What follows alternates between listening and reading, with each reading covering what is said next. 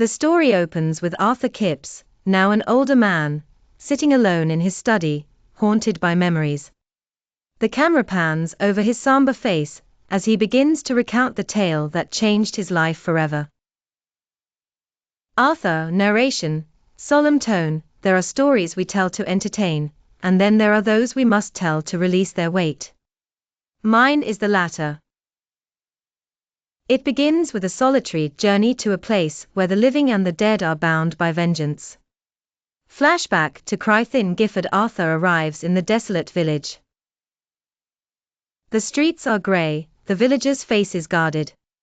A cold wind howls as Arthur meets his contact, Mr. Daly, who warns him to tread carefully. Mr. Daly, grave voice, leave the past buried, Mr. Kipps.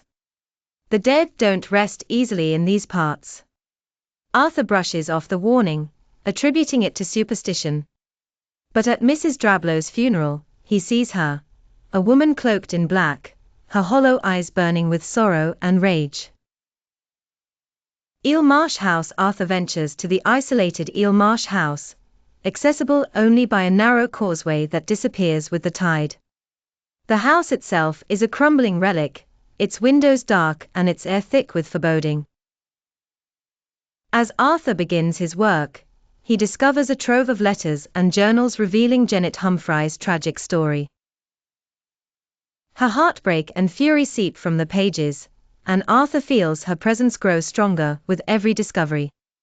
Ghostly moment. One night, Arthur hears the sound of a pony and trap, a chilling echo of the accident that claimed Janet's son. He rushes to the window, but the marshes are empty. The cries of a child and Janet's wail pierce the night, leaving him trembling.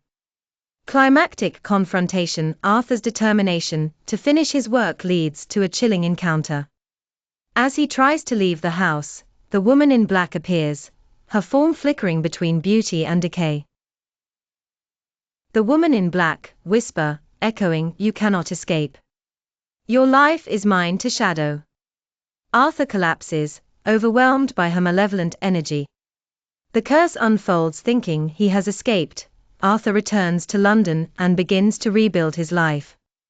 But the woman in black's curse follows. In the final, heart-wrenching scene, Arthur is at a park with his fiancée and son. The ghost appears, causing an accident that claims both their lives. The screen fades to black as Arthur's anguished scream echoes. Closing scene. Back in his study, Arthur closes his journal. Arthur, narration, broken voice. Some wounds never heal. Some spirits never rest. And some stories are never truly over. The screen cuts to the image of the woman in black standing in the shadows, her hollow eyes fixed on the viewer.